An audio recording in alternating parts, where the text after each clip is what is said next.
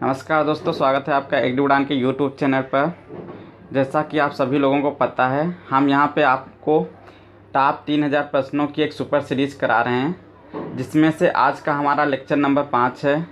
और इससे पहले हमने 4 लेक्चर करा दिए हैं। जो व्यूअर चैनल पर पहली बार विजिट कर रहे हैं वो लोग प्ले लिस्ट पर जा कर के उन वीडियोज़ को भी अच्छे से देख सकते हैं।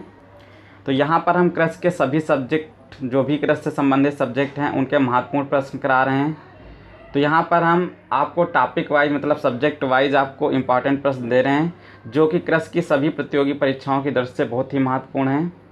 तो यहाँ पर हम ले रहे हैं general agriculture, agronomy, soil science, horticulture, animal husbandry, agriculture engineering, agriculture extension, entomology, plant pathology, veterinary science, agro forestry और फिशरीज साइंस। ठीक है, तो ये सभी सब्जेक्ट्स हैं जिसके हम आपको यहाँ पे महत्वपूर्ण प्रश्न दे देंगे, और आपको हम सिस्टम से ही प्रश्न देंगे। जिस तरीके से आपको सब्जेक्ट वाइज पढ़ने रहते हैं, उसी के अकॉर्डिंग हम महत्वपूर्ण सिर्फ प्रश्न देंगे, जो कि परीक्षाओं में ज़्यादातर पूछे जाते हैं। ठीक है, तो यहाँ पे हमने जनरल एग्रीकल्चर करा दिया है।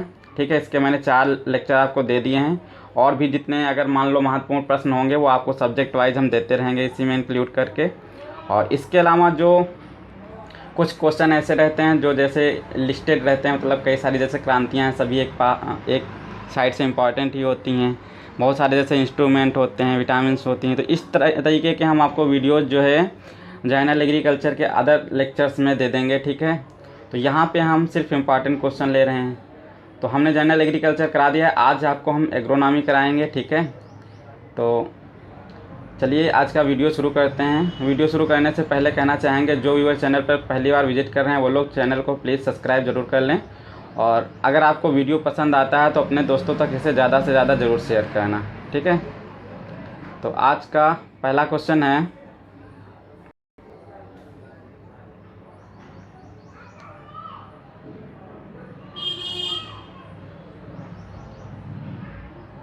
हम आपको यहाँ पे आज एग्रोनॉमी पढ़ाएंगे। ठीक है, और यहाँ पे हम आपको जितने भी एग्रोनॉमी से संबंधित टॉपिक होते हैं, जैसे क्लाइमेटोलॉजी है, टिलेज है, ठीक है, और इरिगेशन है, इसके अलावा क्रॉपिंग सिस्टम है, और क्रॉप प्रोडक्शन है, इसके अलावा कई सारे टॉपिक्स हैं। तो हम आपको यहाँ पे सिस्टम वाइज क्वेश्चन देते रहेंगे, और सारे क्वेश्चन ऐसे होंगे जो बहुत ही महत्वपूर्ण होंगे।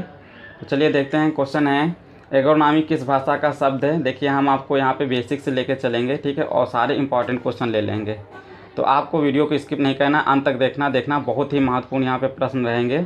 जब आप वीडियो को अंत तक देखेंगे तो आपको लगेगा कि हाँ, क्वेश्चन हैं कुछ अच्छे आपके लेवल के। ठीक है, तो एग्रोनॉमी किस भाषा का शब्द है? तो यह ग्रीक भाषा का शब्द है। चलिए अगला क्वेश्चन है, फादर ऑफ एग्रोनॉमी कौन है? तो एग्रोनॉमी के पिता जो हैं पीटरो डे क्रेसेंजी हैं। इसमें ज़्यादातर क्वेश्चन कुछ ऐसे क्वेश्चन होंगे जो आपको पता होंगे, और कुछ ऐसे क्वेश्चन होंगे जो आपको नहीं पता होंगे, नए सीखने को मिलेंगे। ठीक है, चलिए अगला क्वेश्चन है, पीटरो डे क्रेसेंजी द्वारा लिखित पुस्तक कौन सी है जो फादर ऑफ एग्रोनॉमी है? ऐसे भी कभी कभार क्वेश्चन पूछ दिया जाता है, एक कृषि के पिता के द्वारा लिखित पुस्तक का नाम कौन सा है, मतलब पुस्तक कौन सी लिखी गई है उनके द्वारा? तो आपस रूडेलियम कामोडारम नामक पुस्तक है जो पीटरो डे क्रेसेंजी द्वारा लिखी गई है। अगला क्वेश्चन है, योजना आयोग के अनुसार भारत को कितने जलवायु क्षेत्रों में बांटा गया? देखिए, बहुत इंपॉर्टेंट क्वेश्चन है। कह रहा है योजना आयोग के अनुसार भारत को कितने कृषि जलवायु क्षेत्रों में बांटा गया? तो भारत को जो है 15 जो है कृषि जलवायु क्षेत्र में बांटा गया है। नेक्स्ट क्वेश्चन है कि NBSSLUP, इसका फुल नेम होता है national bureau of soil science and land use planning. इसके अकॉर्डिंग जो है भारत को कितने कृषि पारिस्थितिकी, मतलब एग्रो इकोलॉजिकल जोन्स में बांटा गया है? यहाँ पे करेक्ट आंसर हो जाएगा 21। ठीक है, 21 एग्रो इकोलॉजिकल जोन्स में इसको बांटा गया है। अगला क्वेश्चन है, उत्तर प्रदेश को कितने एग्रो क्लाइमेटिक जोन्स में बांटा गया है? तो जो उत्तर प्रदेश है उसको 9 भाग में बांटा गया है। अगला क्वेश्चन है, मेट्रोलॉजी किस भाषा का शब्द है? बहुत इंपॉर्टेंट क्वेश्चन है। तो यह जो है एक ग्रीक भाषा का शब्द है। ठीक है, और अगला क्वेश्चन है, father of agriculture metrology in India, जो एग्रीकल्चर मेट्रोलॉजी के भारत में पिता हैं वो कौन है? तो डॉक्टर LA रामदास हैं। ठीक है, आप इसको ध्यान रखेंगे अच्छी तरीके से। अगला क्वेश्चन है, वर्ल्ड मेट्रोलॉजिकल ऑर्गेनाइजेशन, ये बहुत इंपॉर्टेंट क्वेश्चन है, पूछा भी जाता है कई बार एग्जाम्स में। तो वर्ल्ड मेट्रोलॉजिकल ऑर्गेनाइजेशन कहाँ स्थित है, तो ये जेनेवा में है, ठीक है। और जेनेवा जो पड़ता है वो स्विट्ज़रलैंड में पड़ता है, आप इसको अच्छे से याद रखेंगे। और अगला क्वेश्चन है IMD इंडियन मेट्रोलॉजी डिपार्टमेंट की स्थापना कब हुई। देखिए कितना इंपॉर्टेंट क्वेश्चन है, और ये क्लाइमेटोलॉजी से पूछे जाने वाले इंपॉर्टेंट प्रश्न यहाँ पे हैं, और इसके अलावा टीलेज के भी आज रहेंगे। तो यहाँ पे जो है IMD की स्थापना 1875 में हुई, जो कि पुणे महाराष्ट्र में हुई थी, ठीक है। तो आप ध्यान रखेंगे, ऐसे भी पूछ दिया जाता है कि IMD कहाँ स्थित है, तो पुणे महाराष्ट्र में, और स्थापना 1875 में हुई। अगला क्वेश्चन है IAMD। अब इन क्वेश्चन को अच्छे ध्यान रखना है आपको। पहले मैंने बताया IMD, अगला क्वेश्चन है IAMD, मतलब इंडियन एग्रीकल्चरल मेट्रोलॉजी डिपार्टमेंट की स्थापना कब हुई। अब ये इंडियन एग्रीकल्चरल की बात कर रहा है, ठीक है। तो इसकी स्थापना हुई 1932 में, जो कि दिल्ली में हुई थी। फिर अगला क्वेश्चन है वायुमंडल की समुद्र तल से औसत ऊंचाई एल्टीट्यूड कितनी है। देखिए बहुत इंपॉर्टेंट क्वेश्चन है, और एग्ज़ाम में यहाँ से क्वेश्चन पूछ लिए जाते हैं, ठीक है। तो यहाँ पे जो समुद्र तल से औसत ऊंचाई होती है उसको इंग्लिश में हम लोग बोलते हैं एल्टीट्यूड, ठीक है। पूछा जाता है एल्टीट्यूड जो है वो क्या होता है, तो समुद्र तल से औसत ऊंचाई होती है वायुमंडल की। तो ये जो होती है 1600 km होती है। समुद्र तल से वायुमंडल की फुल ऊंचाई कितनी होती है, 1600 km तक होती है। नेक्स्ट क्वेश्चन है वायुमंडल की सबसे निचली परत कौन सी है। देखिए जो वायुमंडल है एटमॉस्फेयर, इसको 4 परतों में बांटा गया है, ठीक है। पहली तो होती है ट्रोपोस्फेयर, दूसरी होती है स्ट्रेटोस्फेयर, फिर होती है मीजोस्फेयर, और सबसे ऊपरी होती है थर्मोस्फेयर, ठीक है, जिसको एक्सोस्फेयर भी कहते हैं। अच्छा, अब बात आती है सबसे निचली परत कौन सी होती है, तो निचली होती है ट्रोपोस्फेयर, जिसको हम क्षोभ मंडल हिंदी में बोलते हैं। तो ट्रोपोस्फेयर सबसे निचली होती है, आप ध्यान रखेंगे। अगला क्वेश्चन है ऊंचाई के साथ साथ तापमान में लैप्स रेट कितना होता है। देखिए बहुत इंपॉर्टेंट क्वेश्चन है, पूछ दिया जाता है। और आपको पहले तो हम बता देते हैं जो ये लैप्स रेट होता है इसका क्या मतलब होता है। तो ये क्या होता है कि जैसे जैसे हम ऊंचाई की ओर बढ़ते जाते हैं तो हमारा तापमान जो होता है प्रति किलोमीटर की दर से गिरता रहता है। तो यही जो होता है ताप ह्रास दर होती है, ये इसको बोलते हैं लैप्स रेट, को हिंदी में बोलेंगे ताप ह्रास रेट दर, मतलब ताप ह्रास दर, जो कि वही 6.5 डिग्री सेंटीग्रेड प्रति किलोमीटर के हिसाब से घटती रहती है। जैसे जैसे आप पृथ्वी से ऊपर की ओर जाएंगे वैसे ही वैसे हर 1 किलोमीटर पे 6.5 डिग्री सेंटीग्रेड तापमान घटता जाएगा, ठीक है। तो लैप्स रेट कितनी होती है, 6.5 डिग्री सेंटीग्रेड, आप ध्यान रखेंगे इसको। अगला क्वेश्चन है ओजोन मतलब O3 गैस की परत वायुमंडल की किस परत में पाई जाती है। ये बहुत इंपॉर्टेंट क्वेश्चन है कि ओजोन गैस जो होती है वायुमंडल की किस परत में पाई जाती है। तो ये जो ओजोन गैस होती है पाई जाती है स्ट्रेटोस्फेयर, जिसको बोलते हैं समताप मंडल, ठीक है। और ये जो स्ट्रेटोस्फेयर होता है इसकी जो है निचली सतह पर पाई जाती है, लगभग वही जो कि समुद्र तल से जिसकी ऊंचाई 20 से लेकर के वही 30 km होती है। 20 और 30 km के मध्य जो परत होती है वो ओजोन की होती है। ध्यान रखना आप 20 से लेकर के 30 km के मध्य का जो होता है वो ओजोन परत के अंतर्गत आता है। पृथ्वी तल से ये ऊंचाई होती है, समुद्र तल से आप कह सकते हैं, ठीक है। अच्छा, ये क्या करती हैं, ओजोन गैस जो ओजोन परत होती है सूर्य से आने वाली जो हानिकारक पराबैंगनी किरणें होती हैं इनको पृथ्वी तक आने से रोकती हैं। तो ठीक है, ये भी पूछ सकता है कि जो ओजोन परत है ये क्या करती है, तो जो अल्ट्रा वायलेट रेज होती हैं इनको पृथ्वी पर आने से रोकती हैं, आप ध्यान रखेंगे इसको। अगला क्वेश्चन है वायुमंडल की किस परत में सबसे ठंडा क्षेत्र होता है। बहुत इंपॉर्टेंट क्वेश्चन है। तो वायुमंडल की जो परत होती है मीजोस्फीयर, जिसको मध्यमंडल कहते हैं, इसका जो क्षेत्र होता है सबसे ठंडा माना जाता है, ठीक है। फिर अगला क्वेश्चन है वायुमंडल की किस परत को आयन मंडल कहते हैं, आयनोस्फीयर कहते हैं। जो आयनोस्फीयर होता है वो थर्मोस्फीयर को कहते हैं, जो थर्मोस्फीयर होता है जिसको बोलते हैं तापमंडल, ठीक है, इसी को हम लोग बोलते हैं आयनोस्फीयर, ठीक है।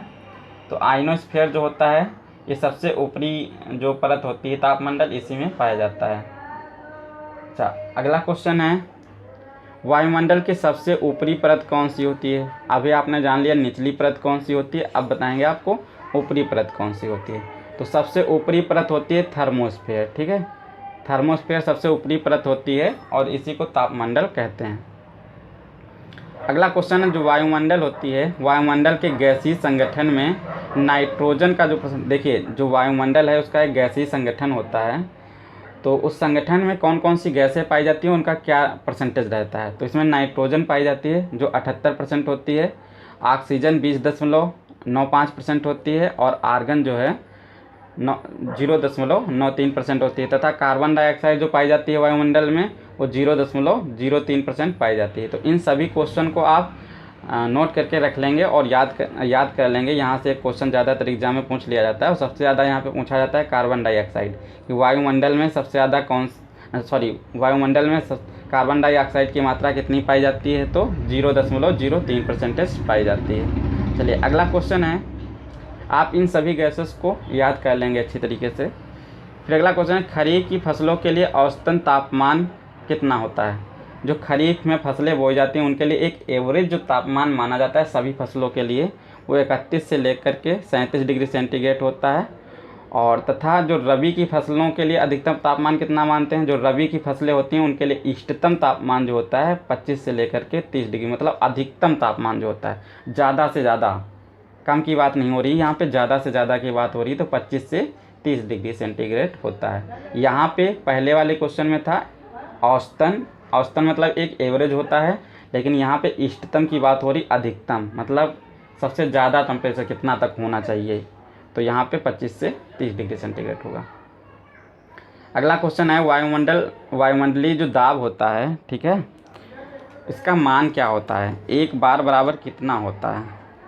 तो ये जो होता है, एक बार का मान होता है 0.98 ATM, मतलब एटमॉस्फेरिक प्रेशर जो होता है उसको मानते हैं, ATM इसको बोलते हैं। तो एक बार बराबर 0.98 ATM होता है।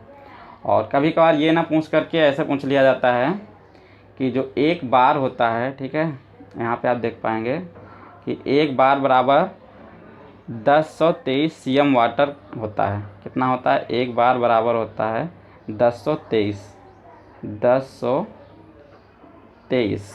ठीक है, आप इसको ध्यान रखेंगे। एक बार बराबर, मेरी बात ध्यान सुनना, 1023 CM वाटर होता है। और एक ATM बराबर होता है, ये जो मैंने इसकी बात की थी ATM की बात, तो एक ATM बराबर होता है 1036 CM वाटर। एक ATM जो होता है वो होता है 1036, ठीक है, 1036 CM वाटर आपको ध्यान रखना है। तो ये मान थे इसके, ठीक है, तो आपने सभी को जान लिया। एक बार जो होता है वो 0.98 ATM होता है, और एक बार का मान 23 CM वाटर होता है, और एक ATM का मान 1036 CM वाटर होता है। अगला क्वेश्चन है, लगातार वर्षा देने वाले बादल कौन से होते हैं। जो लगातार वर्षा देने वाले बादल होते हैं वो निम्बो स्टेटस कहलाते हैं। और इस तरीके से भी एक क्वेश्चन पूछ लिया जाता है कि बरसाऊ बादल कौन से होते हैं, तो बरसाऊ बादल निम्बस होते हैं, जिनको निम्बस इंग्लिश में बोलते हैं, वैसे इनको हिंदी में बरसाऊ बादल ही कहते हैं, ठीक है। तो आप ध्यान रखेंगे, लगातार बारिश देने वाले निम्बो स्टेटस या फिर निम्बस होते हैं। फिर है, भारी वर्षा, तूफान, ओलावृष्टि देने वाले बादल कहलाते हैं। जैसे भारी वर्षा और तूफान, जो ओलावृष्टि देने वाले बादल होते हैं उनको कुमुलो निम्बस बोलते हैं, ठीक है, आप इसको भी ध्यान रखेंगे, कुमुलो निम्बस। अगला क्वेश्चन है, भारत में औसत वार्षिक वर्षा कितनी है। तो जो भारत की औसत वार्षिक वर्षा है वो 1194 mm है। अगर हम CM में बात करें, इसको मैंने ऑलरेडी बता दिया है, फिर भी यहाँ पे आप देख लेंगे, 120 CM होता है, ठीक है, ये इंडिया की है, मतलब भारत की। और जो विश्व की है वो 1000 mm है औसत वर्षा, ठीक है, 1000 mm मतलब 120 CM, ये विश्व लेवल की है और ये अपने भारत की है। चलिए अगला क्वेश्चन है, कृत्रिम वर्षा, ठीक है, जो कृत्रिम वर्षा होती है इसमें जो गर्म बादलों से कराई जाती है वो NaCl या साधारण नमक द्वारा होती है, ठीक है, इसको ध्यान रखेंगे। और ठंडे बादल जो होते हैं वो Ag मतलब AgI जिसको बोलते हैं, सिल्वर आयोडाइड या शुष्क बर्फ जिसको ठोस कार्बन डाइऑक्साइड बोलते हैं, इसके द्वारा होती है ठंडे बादलों से, ठीक है। तो ये कृत्रिम वर्षा के लिए NaCl या साधारण नमक होता है, और AgI और या फिर ठोस बर्फ जिसको बोलेंगे ठोस कार्बन डाइऑक्साइड, ये ठंडे बादलों से होती है। अगला है, अम्लीय वर्षा क्या होता है। अम्लीय वर्षा होता है जब वातावरण में सल्फर डाइऑक्साइड और नाइट्रस मोनोऑक्साइड के बढ़ने से क्या होता है, वर्षा का pH मान 7.4 से कम हो जाता है। जब सल्फ़र SO2 और NO2 बढ़ जाते हैं वातावरण में, तब जब बारिश होती है तो उस समय क्या होता है, वर्षा की बूंदों का जो pH मान होता है 4.4 से कम हो जाता है। यही अम्लीय वर्षा होती है। अगला है वाष्पीकरण किससे नापते हैं। देखिए इस क्वेश्चन को ध्यान देना है आपको। तो 3 क्वेश्चन हैं, आप समझ लेंगे तो आपको हमेशा काम आ जाएंगे। एक तो होता है वाष्पीकरण। वाष्पीकरण क्या होता है, जो प्लांट होते हैं, पौधे होते हैं, उनके स्टोमेटा जो होते हैं, रंध्र से जो जल का ह्रास होता है उसी को वाष्पीकरण कहते हैं। जल एक तो स्टोमेटा से होता है, मतलब रंध्रों से होता है, और ये पत्तियों से भी हो सकता है, स्टेम से भी हो सकता है, लेकिन कुल मिलाकर के प्लांट के पार्ट से होना चाहिए, ठीक है। तो वो होता है वाष्पीकरण, जो रंध्रों से ह्रास होता है जल का। तो इसको जो नापते हैं वाष्पीकरण को किस यंत्र द्वारा नापते हैं, पोरीमीटर, ठीक है। इसको इवेपोरीमीटर भी कहते हैं। तो आप पोरीमीटर ध्यान रखें चाहे इवेपोरीमीटर ध्यान रखें, कोई दिक्कत नहीं है, ठीक है। तो यहाँ पोरीमीटर हो जाएगा।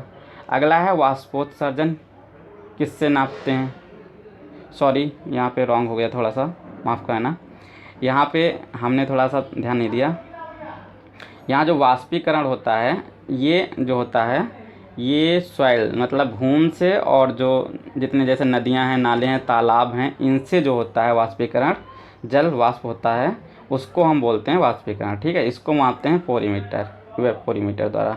और ये जो वाष्पोत्सर्जन होता है, ठीक है, ये होता है पौधे के पार्ट से, ठीक है। ध्यान देना, वापस हमसे सुन लीजिए आप, थोड़ा सा मिस्टेक हो गई थी।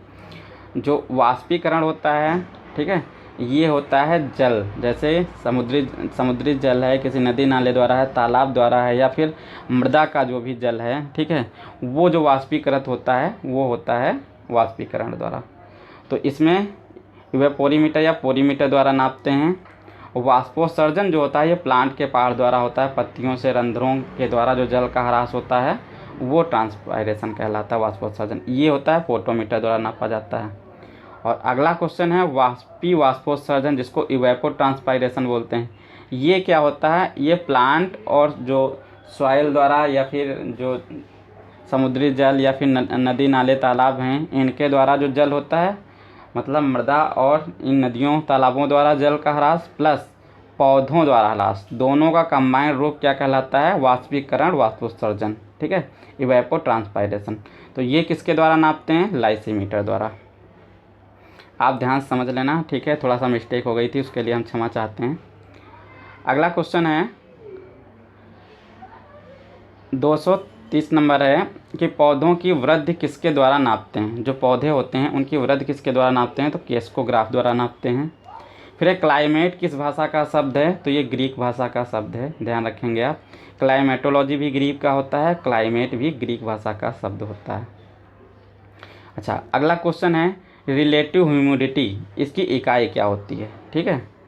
तो रिलेटिव ह्यूमिडिटी जो होती है, सापेक्ष आर्द्रता, इसकी इकाई होती है प्रतिशत, ठीक है।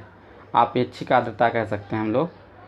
फिर अगला है एटमॉस्फेरिक प्रेशर की इकाई क्या होती है। एटमॉस्फेरिक मतलब वायुमंडलीय दाब जो होता है, इसकी जो इकाई, ये पूछा जा चुका है क्वेश्चन कई बार एग्जाम में, एटमॉस्फेरिक और ये रिलेटिव ह्यूमिडिटी, ध्यान रखेंगे इन सबको। तो ये जो होता है रिलेटिव ह्यूमिडिटी जो होता है परसेंटेज होती है किस इसकी इकाई, और एटमॉस्फेरिक प्रेशर जो होता है इसकी MB मतलब मिली बार जो होता है, MB मतलब मिली बार, और पास्कल, ठीक है, ये इसकी इकाई होती हैं। और जो एब्सोल्यूट जो ह्यूमिडिटी होती है इसकी इकाई होती है ग्राम प्रति मीटर क्यूब, ठीक है, ग्राम प्रति मीटर क्यूब। तो आप इन तीनों क्वेश्चन को याद रखेंगे, और इम्पॉर्टेंट क्वेश्चन ये हैं। अगला क्वेश्चन है मानसून किस भाषा का शब्द है। तो ये मानसून जो है ये अरेबिक वर्ड है, ठीक है, अरबी भाषा का शब्द एक है।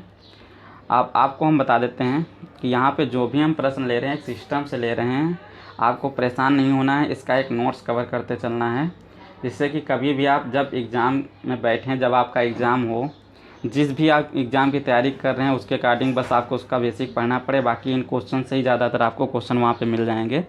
जब आपको कंप्लीट यहाँ पे सीरीज़ 3000 प्रश्नों की एक कवर हो जाएगी, तब आप देखेंगे कि यहाँ पे जितने भी हमने क्वेश्चन लिए हैं सब बहुत ही इंपॉर्टेंट रहेंगे आपके लिए, ठीक है।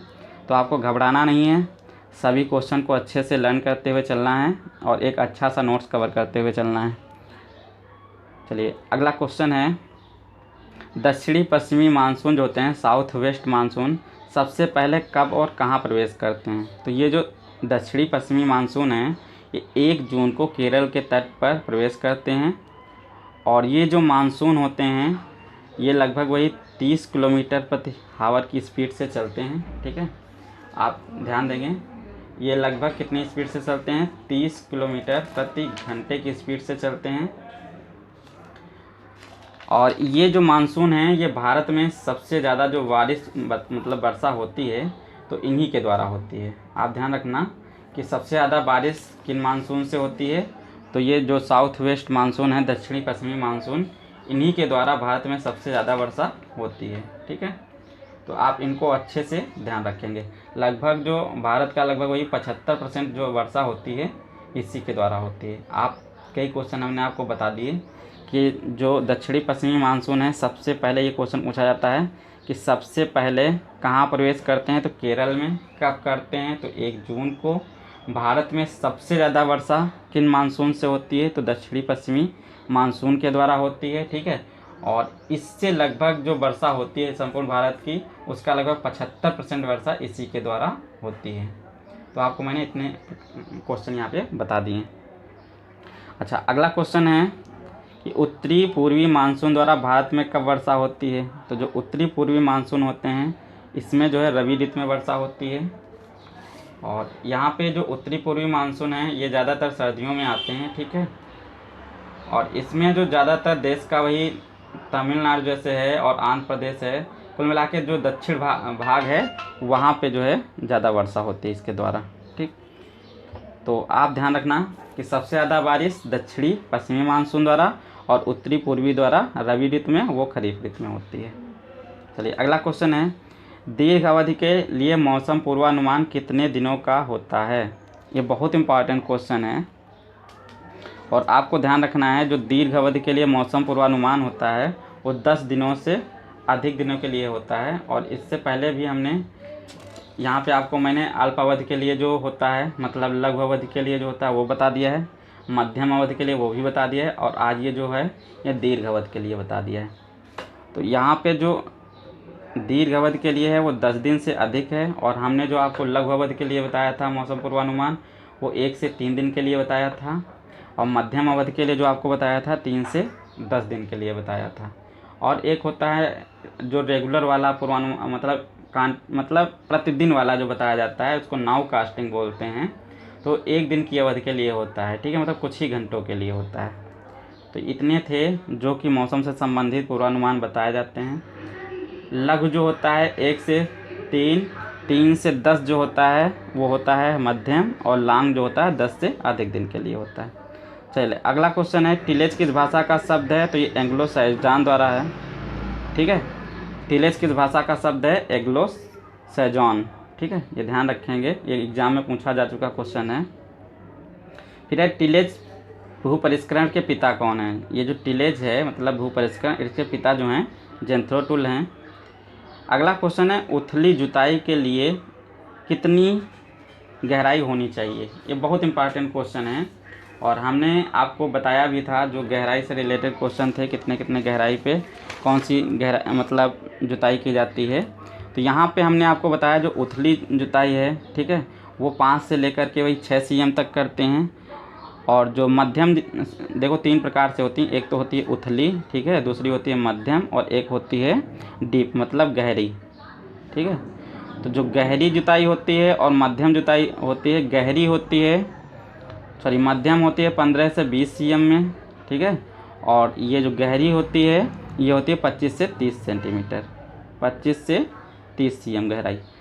तो आप जुताई जान गए आप। ठीक है, जो जुताइयाँ होती हैं वो 3 तरीके से की जाती हैं। एक तो उथली जुताई होती है जो 5 से लेकर के 6 cm तक होती है, मध्यम जुताई जो होती है 15 से 20 cm तक होती है, और गहरी जुताई जो होती है 25 से 30 cm के ऊपर की जाती है। तो आप इन तीनों क्वेश्चन को अच्छे से नोट बना लेंगे और लिख लेंगे। ठीक है, अगला क्वेश्चन है, प्राइमरी टिलेज जिसको प्राथमिक भूपरिष्करण कहते हैं में प्रयुक्त होने वाले उपकरण कौन से होते हैं? देखिए, खेत में बीज बुआई से पहले जितनी कृषक क्रियाएं की जाती हैं, जो कृषि क्रियाएं की जाती हैं वो सभी आ जाती हैं प्राथमिक भूपरिष्करण में। आप ध्यान से मेरी बात सुनना। खेत में बीज बोने से पूर्व जितनी भी कर्षण क्रियाएं की जाती हैं वो प्राइमरी टिलेज के अंतर्गत आती हैं। और इनको करने के लिए कौन कौन से यंत्र जो है उपयुक्त होते हैं, तो इसमें मोल्ड बोल प्लाऊ है, जितने भी मिट्टी प्लट हल हैं, ठीक है, डिस्क हल है, देसी हल है, रोटावेटर है, पावर टिलर है, फावड़ा है और कुदाल है।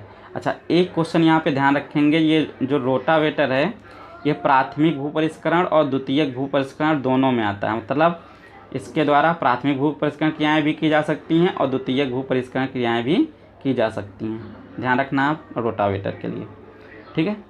अगला क्वेश्चन है सेकेंडरी टिलेज क्या होता है। अब जब बीज बुआई कर दी जाती है तो बीज बोने के बाद से लेकर के, मतलब बीज बोने से लेकर के, ठीक है, बीज बोने से लेकर के और कटाई तक, कटाई के अंत तक जितनी भी कृषि क्रियाएँ की जाती हैं खेत में वो द्वितीयक भू परिष्करण के अंतर्गत आती हैं। तो इसमें प्रयुक्त होने वाले जो उपकरण हैं वो कौन कौन से हैं, डिस्क हैरो, कल्टीवेटर, पाटा, seed drill, laser, land leveller, ridge हल, खुरपी, अकोला हो, हैंड हो, ठीक है। बाकी कुछ और भी इम्पॉर्टेंट हैं, तो जब आपको हम इंजीनियरिंग पढ़ाएंगे या ये चैप्टर पूरा कंप्लीट टिलेज पढ़ाएंगे तो वहाँ पे आपको हम इसके क्वेश्चन बता देंगे, ठीक है। चलिए अगला क्वेश्चन है शून्य भू परिष्करण के पिता कौन है। देखिए एक बच्चे ने कमेंट किया था तो यहाँ पे हम उसी के अकॉर्डिंग क्वेश्चन ले लिए हैं, ठीक है। तो यहाँ ध्यान देना, पहले तो मैंने आपको बताया जीरो टिलेज, ठीक है, सॉरी टिलेज, टिलेज के पिता कौन है, जेंथ्रो टूल, और टिलेज शब्द भी जेंथ्रो टूल ने ही दिया था। अब बात आती है जीरो टिलेज मतलब शून्य भू परिष्करण, तो इसके पिता हैं जीबी ट्रिपलेट, ठीक है। जब भी शून्य भू परिष्करण की बात होगी तो आप जीबी ट्रिपलेट लगाएंगे। और अगला क्वेश्चन जैसे यहाँ पे है न्यूनतम भू परिष्करण जिसको बोलते हैं मिनिमम टिलेज, ठीक है। तो मिनिमम टिलेज के पिता कौन है, तो EH फाकनर हैं, ठीक है, या ये ध्यान रखना आप, ये हैं मिनिमम टिलेज के, और ये जीरो टिलेज के थे, और टिलेज के जेंथ्रो टूल थे। तो इतने क्वेश्चन यहाँ पे मैंने आपको बताएं, ठीक है। अगला क्वेश्चन है डिस्क हल व डिस्क हैरो का डिस्क कोण कितना होता है। ये बहुत इंपॉर्टेंट क्वेश्चन है, एग्जाम में पूछा जाता है। तो जो डिस्क हल होता है उसका डिस्क कोण जो होता है 40 से लेकर के 45 एंगल होता है, और इसी के बीच का अगर ऑप्शन वहाँ आपको मिलता है तो लगाना, ठीक है।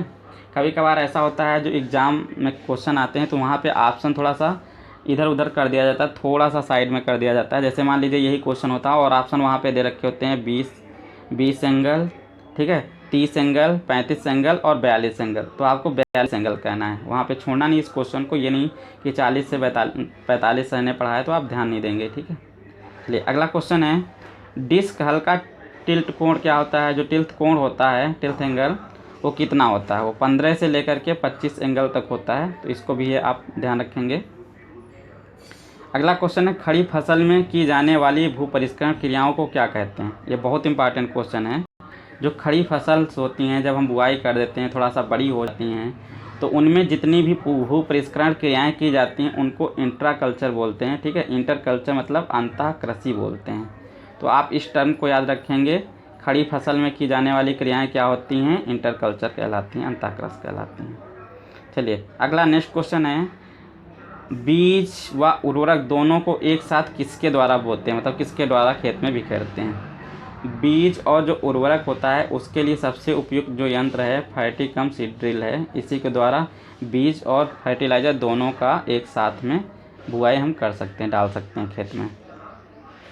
नेक्स्ट क्वेश्चन है एक मानव अश्वशक्ति का मान क्या होता है, ठीक है। वैसे पूछा जाता है एक हार्स पावर, एक अश्वशक्ति जो होती है 746 वाट के बराबर होती है, ठीक है। और यहाँ पे हम आपसे पूछ रहे हैं एक मानव अश्वशक्ति का मान कितना होता है। यहाँ मानव अश्वशक्ति की बात हो रही है तो 0.1 HP हार्स पावर होता है, 0.1 हार्स पावर, ठीक है। तो आज हमने आपको टोटल 50 क्वेश्चन आज के थे और ये 201 से लेकर के 250 थे। तो हमने आपको यहाँ पर 250 प्रश्न करा दिए हैं जो कि बहुत ही महत्वपूर्ण हैं। और आपको ये वीडियो कैसा लगा कमेंट करके ज़रूर बताना। और आपको अगर क्वेश्चन पसंद आते हैं और वीडियो आपको अच्छा लगता है तो अपने दोस्तों तक ज़्यादा से ज़्यादा इसे शेयर करें। और हाँ, आपसे एक मेरी रिक्वेस्ट है, कमेंट करके ज़रूर बताएं कि कैसे क्वेश्चन है और हमें क्या इन पर सुधार करना चाहिए या फिर क्या करना चाहिए, ठीक है। इससे आप लोग जब कमेंट करके थोड़ा सा बताते हैं तो हमें भी अच्छा सा मनोबल एक मिलता है। और आप सभी लोगों से एक मेरी रिक्वेस्ट है, जो लोग वीडियो को अंत तक देख रहे हैं, कि इस वीडियो को अपने दोस्तों तक ज़्यादा से ज़्यादा शेयर करें, ठीक है, और इसको लाइक ज़रूर कर दें। तो आज के लिए इतना ही, मिलते हैं नेक्स्ट वीडियो में। धन्यवाद।